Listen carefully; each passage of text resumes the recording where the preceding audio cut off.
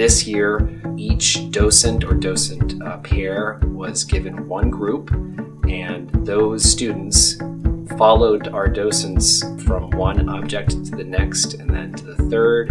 I like that the people that taught us, they were from Dexter, Southfield, and not random strangers. They showed us what the paintings were, and I had lots of fun with them. Previously, the docents would stay in one object and different tours would come to them and they'd have these 5 to 10 minute conversations. It seemed as if it was time to give them a little bit more of a challenge to see what they could pull off with some of our field trips. I think they might have practiced because they did a really good job showing us around. It was pretty cool because it was like high school students from the school helping out, so it was like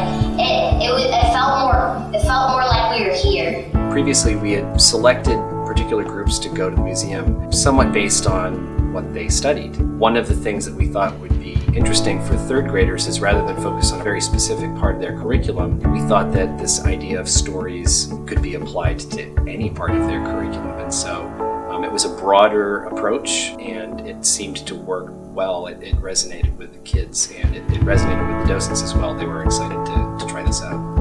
She talked a lot about the detail and stuff and the setting and how they were like dressed and when it was and the people who painted it and why. I experienced that art is not just like you paint something on a board, that it can like hide stories or stuff behind it. When they finished the tour, at the last object, each docent asked our students, our third graders, to make a drawing. For some, the prompt for the students was to take an element of the picture that they were looking at or the sculpture that they were looking at and create a story from that. I combined the one where people were eating dinner and there they are and this is the food and then the tigers are right here. She couldn't see it but they could, so they were like surprised and scared. And that's a necklace that she wore. It went down to here and came all the way up to her ears to come around. Or some of them actually just drew the object that they were looking at. I drew a picture of like a miniature house because I got inspired by this little tiny dollhouse. Others just were inspired to be imaginative and they just kind of drew their own picture. The whale couldn't get it because the people stabbed it and then used it for oil and stuff, and then they got the penguin in the zoo. It's supposed to be a battle, but it's like mythical.